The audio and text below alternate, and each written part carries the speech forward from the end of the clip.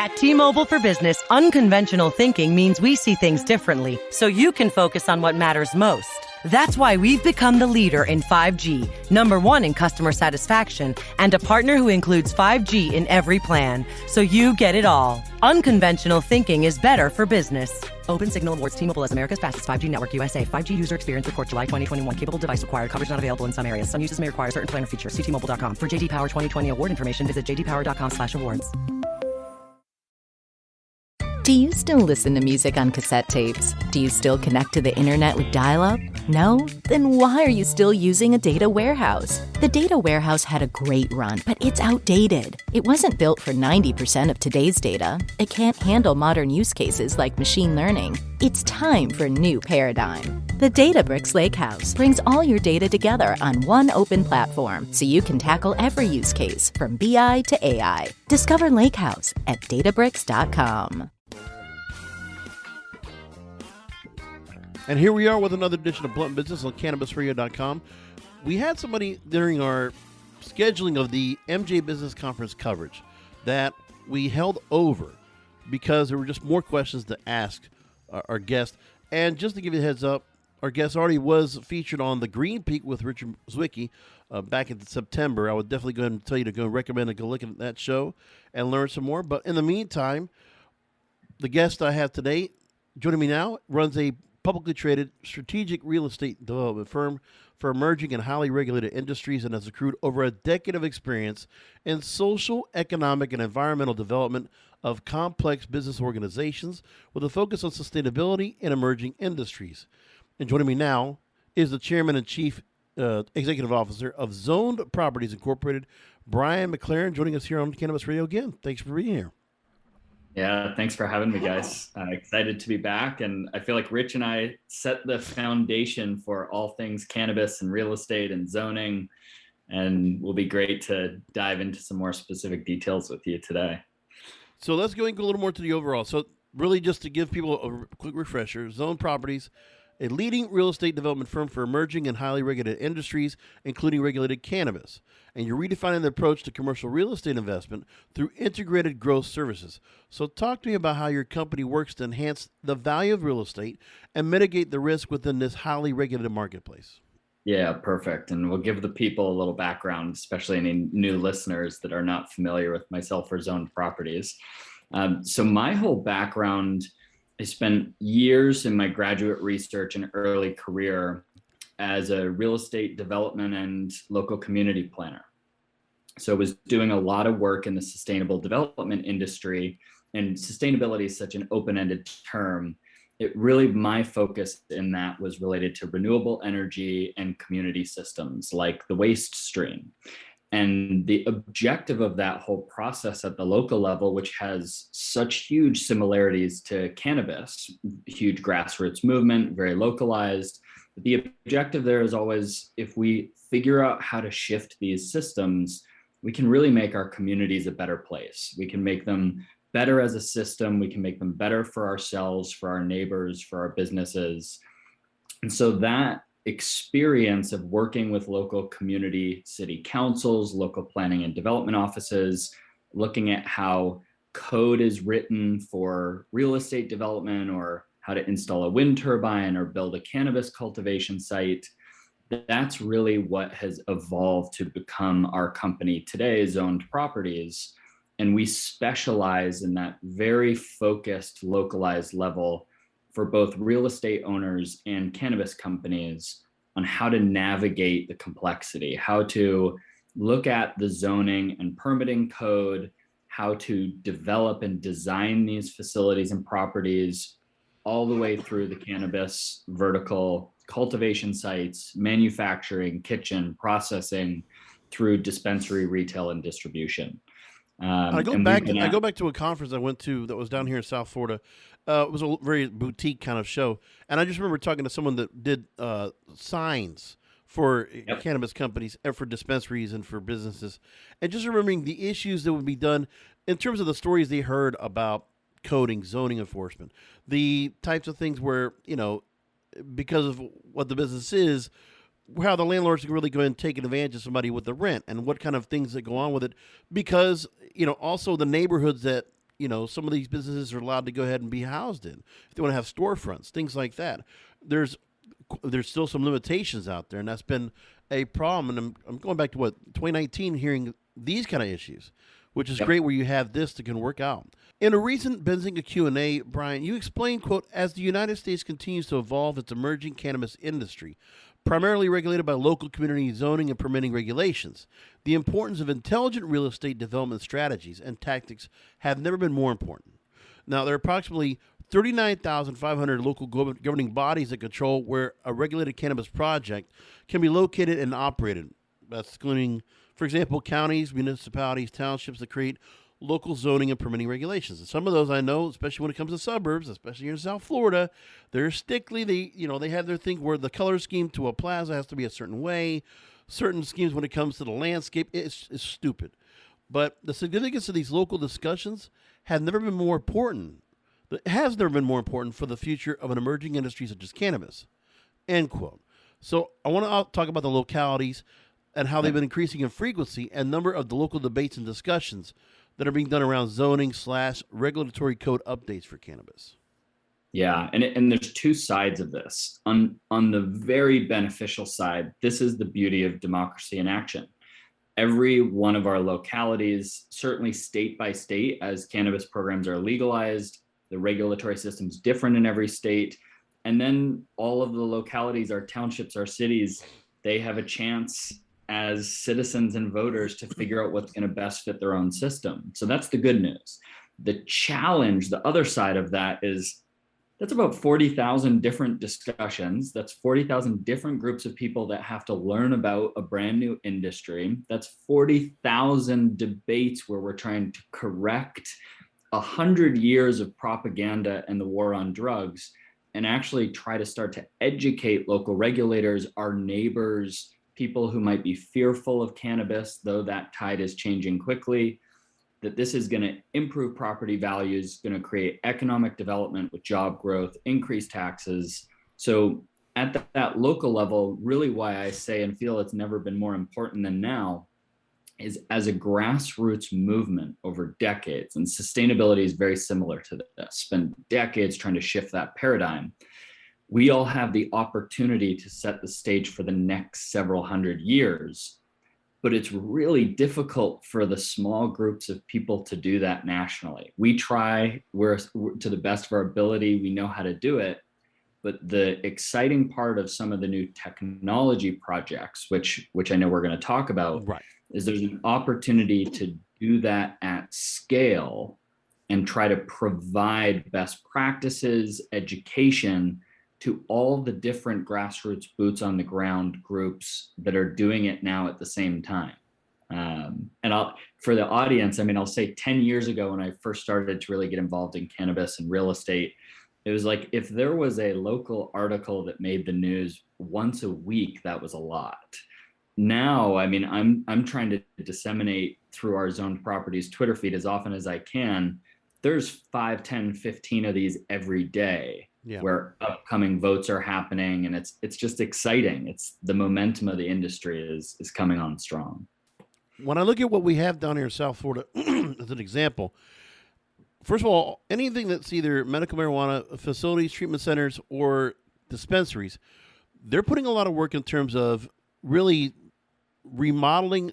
They're taking some existing buildings I've seen, especially like I say if it's an office building or just something that was like a freestanding storefront, and just completely putting a new coat of paint on it, redoing everything, really looking spectacular. I'll see banks that have been converted.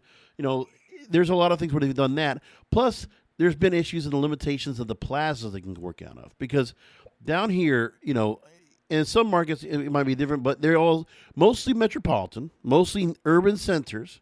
So in downtown, you might be limited with the level of space or square feet you might have in a storefront. And, you also want to make sure to distinguish yourselves from head shops or from vape shops that are out there that also, there are some that are actually maybe do a little bit of due diligence and maybe make a nice facility, something that's very easy and clean look, but then you look down here, you can definitely stand out which places are cannabis related, because you see MedMen bright red. You see the look of the almost like an iPhone store. True Leaf also has a great look. Grow Healthy, those kind of stores. And then the same thing goes for Miracle Leaf or any of the medical marijuana treatment centers and what they're doing. So the importance of trying to go ahead and is that something really is that a lot of encouragement in the fact of that's the limitations we have? There's not much more to go outside of deviate from that? Yeah, I mean, the capital improvements to property in the commercial space is an amazing one. I mean, that's one that I think has really shifted over the past few years as a lot of commercial property owners, landlords, or community planners we're kind of looking at some of the history in the late 90s, early thousands of like, okay, this is going to pop up as a modular building or a stand-up trailer with a banner on it. And that does happen too. But what we've seen is that this is a true emerging industry. This is, I think, one of the projections that came out of a recent conference by a Wall Street analyst is that by 2030, we would see cannabis around $190 billion industry. So these are big dollars, and that's billion with a B, in the US. So those capital improvements, a lot of the time, are taking some of the more rundown areas of town and giving them a complete facelift. So bringing up the property value and those prosperity metrics for consumers, for neighbors, and sometimes millions and millions of dollars on some of these retail fronts. And you mentioned, Brasco, for sure, like MedMen, some of these more iconic looking standardized stores. Yeah. I think we're going to see those emerge the same as traditional retail, like Tiffany's. You know, Tiffany's Jewelry Co., very iconic. That kind of light blue Tiffany color can be recognized across the board. And we're in the early innings of cannabis. So some of those will emerge, some will come and go. True Leaf's a great example. They've done an amazing job from what I can tell on standardizing the experience for the consumer. We're going to see franchise operations pop up. But it's that ability to scale the real estate development process, really from our perspective, along with the standard operating experience for the consumer, that is going to deliver that value. And that's going to shift the paradigm. That's going to be what the tipping point comes. And I also noticed too, and I can only speak for South Florida, that some of the buildings that are being built as well, that we're seeing some urban sprawls, urban development getting gentrified. And you're seeing the change where there's a lot of progressive, very, younger families or younger couples and people that are really moving into areas that might have some kind of an area that, like, the buildings are, you have homes that are like a little bit antique, very vintage looking homes, areas like that. But you're also very close to some kind of seedy areas. But do you also notice that's a trend right now, that where gentrification's going, where urban sprawl and urban redevelopment is happening, those are the places that are really hotbeds for cannabis-related companies? Yeah, and we're just in the evolution of a new industry, this kind of curve of emergence, consolidation. We're definitely seeing momentum of large corporate cannabis, which is not necessarily a bad thing. I think everything that lifts the tide and moves the industry forward can benefit all. But when it comes to kind of the shifting of the culture and history of a community, I think we need to be really careful of that. This is a legacy grassroots movement that, in my opinion, should not just be replaced by big corporate cannabis. You can have both, and both can benefit from each other. But there is a space where the legacy mom and pop store, the large corporate multi-state operator group, and a hybridized middle ground, which is something, for example, like a franchise operation, can allow those systems to play together.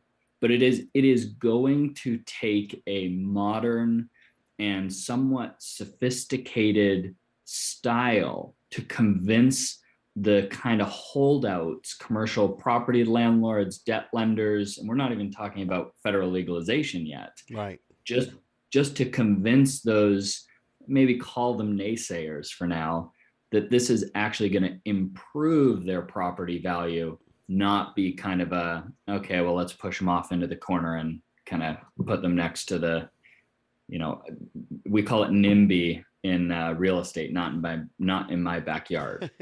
Yeah. Well, I think they're going to find out that there are going to be some plazas. I don't think they're going to be completely restored or they're going to come back to full life, but I think that it does inject some new life into all these plazas. First of all, because these landlords, they need occupation. They need occupancy for all these buildings. It gets more people in.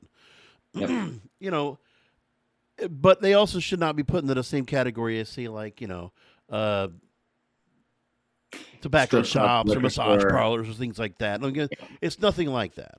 Right.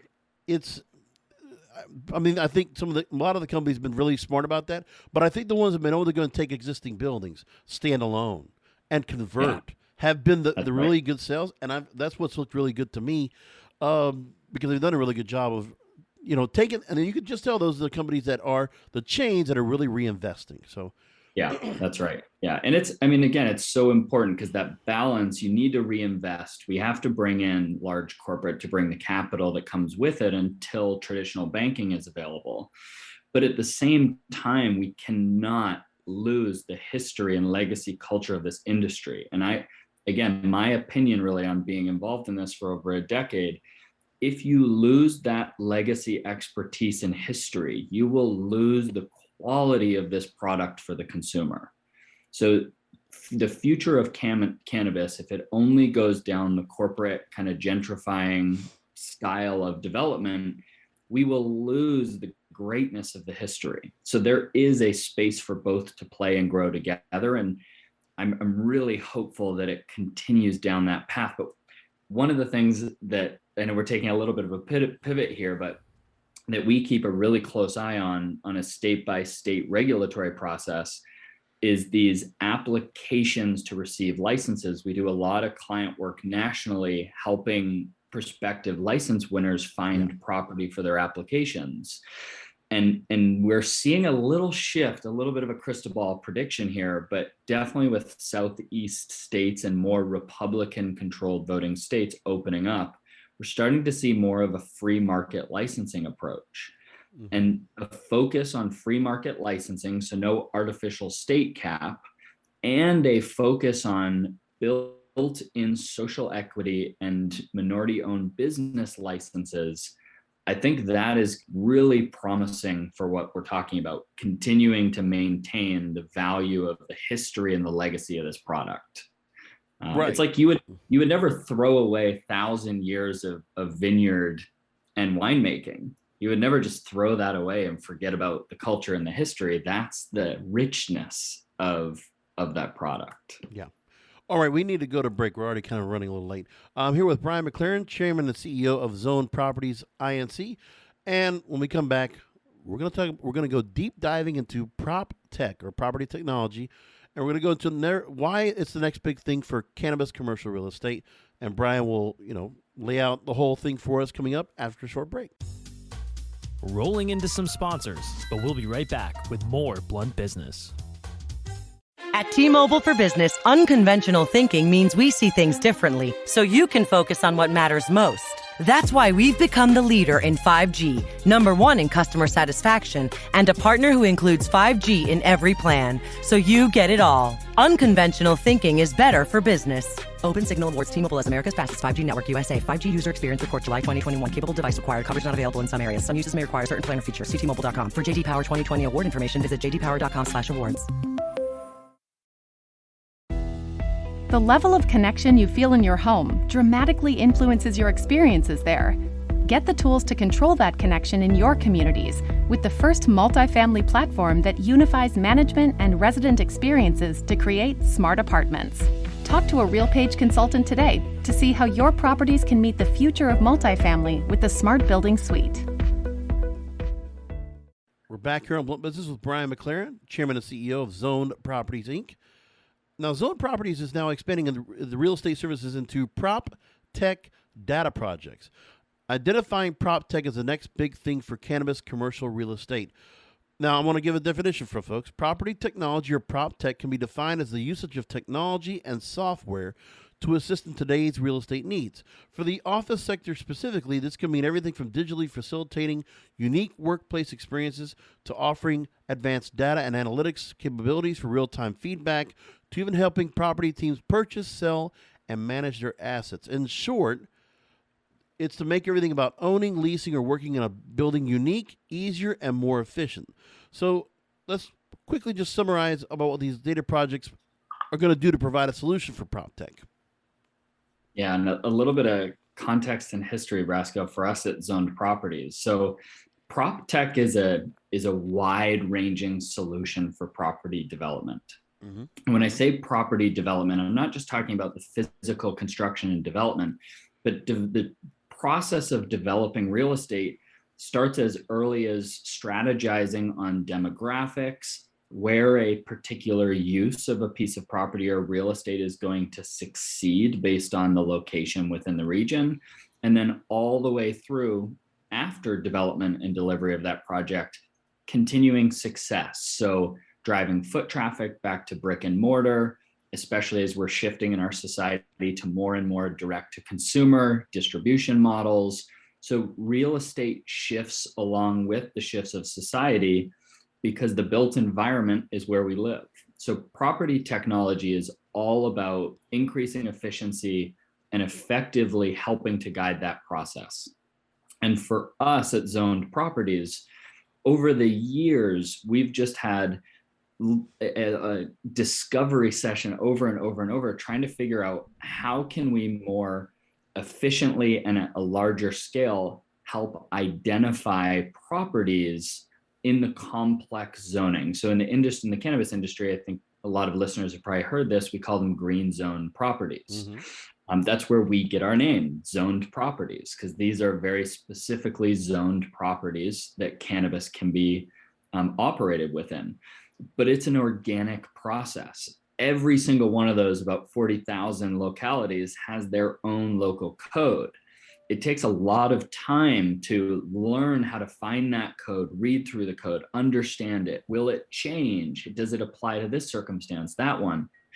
And we've become very efficient as a team, but to do that organically by hand just can't be done at scale. So over the years, we started searching for what property technology solutions might exist to help us with this. And eventually for us, we met a company called Zonomics out of the Northeast that did exactly what we were trying to look for, just not for cannabis. And so I met Matthew Player, the founder and CEO of Zonomics, and we just started brainstorming, could you take a property technology, a PropTech platform like Zonomics that provides at scale zoning, construction, and permitting information, can you reskin that for cannabis? And here's, to me, the best part of PropTech. When you look at it efficiently and effectively at scale, and I'm going to borrow a phrase from Matthew here, it's all about democratizing real estate intelligence. Right. So the grassroots side of this cannabis industry that we've been talking about, how to maintain and help and empower the legacy operators that are transitioning into a more complex regulated industry. Big commercial real estate development, a lot of time is a wealthy group's game. If you don't have the millions and millions of dollars and team to be able to navigate the complexity, invest in those properties and going into city councils and lobbying, a lot of times you can get left out as a single group, as a mom and pop. So the property technology is really exciting because that system of democratizing the information so that it can be at the fingertips of the average user. Not only can it help us at Zoned Properties and our clients and our company grow at exciting scale through that kind of platform, but you're also significantly shifting the real estate development process. And this is just for us. This is happening across the entire part of the vertical in real estate development. Let's move along now. I want to break down some of these projects, the data projects we're talking about. Let's go and break down some of these projects here for listeners. There's the GIS, Zoning and Mapping Project, or Geographic Information Systems. Related to geography and mapping, the platforms can integrate various types of data that provides users with functional layers of information, spatial location using maps and 3D scenes. You have the Brick Mortar Retail Consumer Project, which experiencing a paradigm shift in the past few decades as consumer behaviors have been adapting along with the modern transformation of the retail experience. Now, one of the things I'll ask about, I understand where you're coming from when it comes to GIS, but when the brick and mortar retail, it's interesting where there's just certain that you definitely have. There's a definite standout as to there's a common formula as to where to place facilities. Nobody's looking necessarily at shopping centers like big, retail malls, outdoor, anything like that. Those kind of facilities, we're not really seeing anything like that. Out parcels, we're not seeing that as well. There's definitely, you can kind of distinguish where you're going to find stores. You already kind of eliminate a good half of any potential buildings that could be available for occupancy and saying, no, we know where we're going to go with this. We're going to find, your standard storefronts, strip malls, existing standing buildings that would be a great location and have the square footage that we need that we can go and remodel and recreate. Right. Yeah. And it's really our two property technology projects. So on the GIS mapping, that project is called Rezone. That's our partner with Zonomics, how to help operators find their projects. On the other end of the spectrum, after your project has already been built, your dispensary is open, then the question comes, how do you get people into your door? So our project on that end is called Beacon. And the entire focus of that is driving foot traffic back to brick and mortar retail. Cannabis is a fascinating industry when it comes to this, because in all these other industries over the past few decades, the consumer experience at in-person brick and mortar retail is shifting more and more to online delivery to your house. But cannabis is one of these industries, and there's a few others, but because of the regulatory structure, in most markets, it requires in-person purchases at the brick and mortar. So to have and explore a property technology solution that can help your brick and mortar dispensary stick out, especially in markets like Oklahoma, where there's thousands of dispensaries, how do you get that competitive edge to get that consumer to your doorfront versus maybe the 10 other dispensaries around you, and actually have consumers and their stickiness? So how do you help consumers find the products and the experience they actually want and are seeking out rather than guess and check? So property technology is a great solution for that. A history of how you might drive foot traffic back to your retail storefront in most industries starts before you pick where you're going. Typically, you call a commercial broker, they're doing research for you. Where is traffic patterns? What kind of demographics, what median incomes, what type of variables of people that are in that community of different communities, and where should you best locate your site? Well, in cannabis, sometimes you don't have much choice. Maybe you're landlocked based on the license you've won to a specific geographic region or district or township or city. Maybe the zoning and permitting is so strict you only have 5, 6, 7 properties to choose from. And of course, our platform Rezone helps with that. But when you have to open at a specific location, now it's all about how do you get foot traffic to your location, especially if it's not an ideal site, if you were to choose broadly anyways. So from a commercial strip center or a mall or all these traditional big like movie theater, grocery anchored strip centers where you would have a collection of foot traffic naturally, a lot of times dispensaries can't locate there. So we're trying to discover ways to really help and empower dispensary operators. Again, from the start, they find their location with the Rezone platform. And then once they're at their location, how do we make sure consumers get in their doors? Here with Bryan McLaren, Chairman CEO of Zone Properties Inc. And while we're at it, we'll go ahead and direct people to the website, zonedproperties.com. And also, if you are in the investment side, we did mention they're publicly traded on the OTC under the stock ticker ZDPY. We're back with final questions with Bryan after this. Rolling into some sponsors, but we'll be right back with more Blunt Business.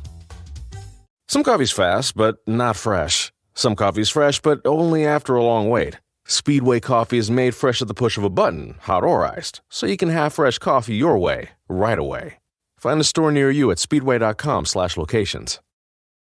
Back with final questions with Bryan McLaren, Chairman and CEO of Zone Properties here on Blunt Business. You and your COO, Barrick Blackwell, who recently appeared on our Plant Profit series, you guys had some time on the air with us. You talked about Zone Properties and the real estate growth verticals. There's advisory, brokerage, franchise, and prop tech data services, positioning the company for portfolio investment, acquisitions, and scalability. You spoke about that at both the Benzinga Cannabis Capital Conference in New York City and at MJ Biz in Las Vegas. Talk about the response to some of the common talking points you've discussed. Yeah. It's probably what we're most focused on is what we've learned over the past decade is these four pieces for us are what are most important for succeeding in developing real estate in the cannabis industry. So we built each of these because we needed them. When we were investing in developing our own real estate projects that we still own here in Arizona, it was really hard to find a licensed broker to help us transact at those properties. So we had to do it ourselves. When we had to navigate the zoning and permitting and meet land use attorneys and general contractors, we had to figure that ourselves as an early adopter in the industry. So what we realized is each of these pieces we knew we needed as cannabis real estate developers. And after talking with lots of groups across the country, we knew that's what everyone needed. So we started to build out these four verticals: our brokerage team to help with transactional licensed work, our advisory and consulting team to help navigate the process, and then the two kind of catalyst verticals, property technology and franchising services, are what we have found really help on the capital investment side in real estate. And so if we zoom way out when it comes to real estate, there's typically two forks in the road for all the listeners that might not be as familiar with real estate investing. There's a passive, essentially real estate bank that's called a REIT, a real estate investment trust. Mm-hmm. And those groups tend to deploy capital in a more passive way, as I mentioned. Yeah. Very, very important and powerful for cannabis because this industry doesn't have access to banking yet. So the billions of dollars that have allowed cannabis to grow quickly, a lot of that has come from the cannabis REITs. The other side, the other path in the road is really where Zoned Properties has developed. That's the real estate services side. Everything else that's required once you have the capital to find, develop, deliver, and operate a successful real estate project. So I know we've talked a bit about so far in the episode, our advisory work, brokerage, the property technology, but the last piece for us is this franchising partnership. So what we realized over the past decade, vetting hundreds and hundreds of different brick and mortar real estate investment opportunities, is that it wasn't the cannabis lack of experience that led to a lot of defaults and failures for operators. A lot of times it was standard business practices, which makes sense when you think about it. This is taking an existing legacy, irregulated underground industry, sometimes second, third generation of cannabis experts, and then very, very quickly forcing them into a highly regulated industry on top of all standard business practices, which even if you're running a coffee shop, it takes a lot to understand how to effectively manage recruiting, retaining, training employees, sourcing products, delivering to consumers. So the franchise is an amazing solution for that. For us, we realized that if we partnered with a cannabis dispensary franchising group, that our investment in the brick and mortar real estate would be far more protected. So we actually provided startup capital to a brand new franchising group called Open Door Dispensaries. Yes. That is led by just an all-star team of founding ladies, Catherine Blackwell and Chelsea Mulligan. So that's our approach there, Brasco, is now we can deploy capital as a non-REIT while being directly involved in helping operators succeed.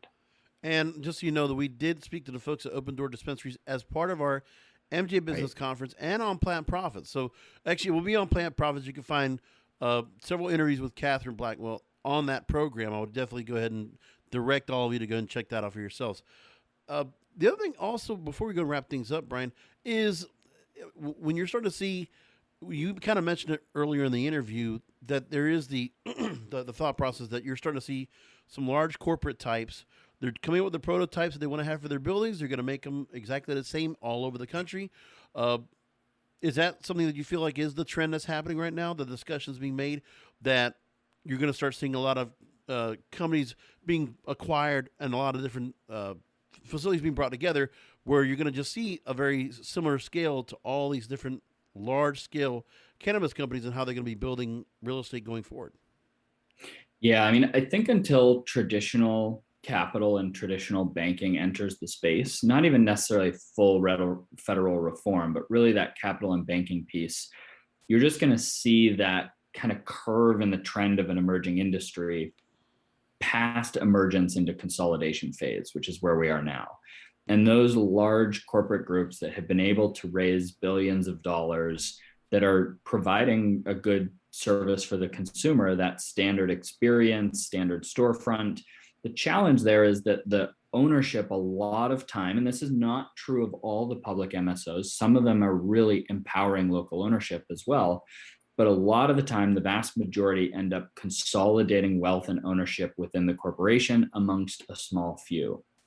What we love about the franchising approach, and this is, I'm going to borrow a phrase from Catherine Blackwell, it's all about being in business for yourself, but not by yourself. Right. So there's a good number, and I'm sure you guys talked about this on your session, there's a good number of license winners and dispensary operators that they don't want to sell their license, but maybe they're really struggling, they need the help. And that's where that franchising solution really comes in. And we can also bring with it the real estate expertise and real estate capital as the founding partner of Open Door Dispensaries. Well, Congress could actually offer an overlying solution. Safe Banking Act. How about we pass that, huh? No.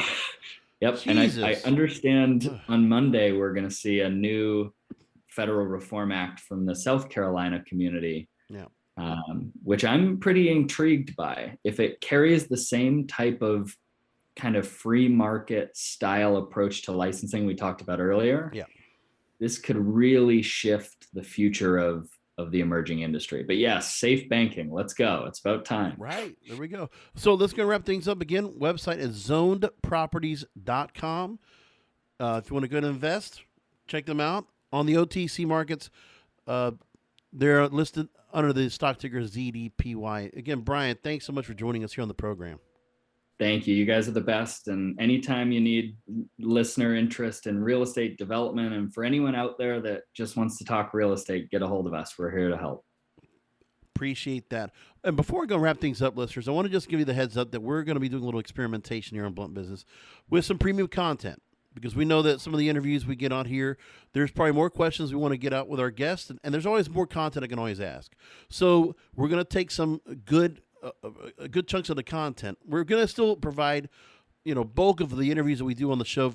It'll be available for free, but we're going to offer a subscription service, premium content where you're going to hear a little more in-depth with the guests that I have here on Blunt Business. Stay tuned for more details on that. I will fill that for you up on a future episode.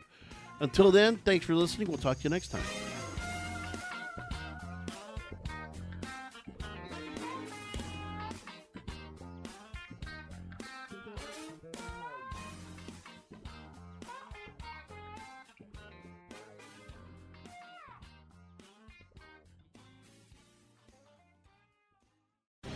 The opinions expressed on this CannabisRadio.com program are those of the guests and hosts and do not necessarily reflect those of the staff and management of CannabisRadio.com. Any rebroadcast, republication, or retransmission of this program without proper consent is prohibited. At T-Mobile for Business, unconventional thinking means we see things differently, so you can focus on what matters most. That's why we've become the leader in 5G, #1 in customer satisfaction, and a partner who includes 5G in every plan, so you get it all. Unconventional thinking is better for business. Open Signal awards T-Mobile as America's fastest 5G network USA. 5G user experience report July 2021. Capable device required. Coverage not available in some areas. Some uses may require certain plan or features. See T-Mobile.com. For JD Power 2020 award information, visit jdpower.com/awards. Some coffee's fast, but not fresh. Some coffee's fresh, but only after a long wait. Speedway coffee is made fresh at the push of a button, hot or iced, so you can have fresh coffee your way, right away. Find a store near you at speedway.com/locations.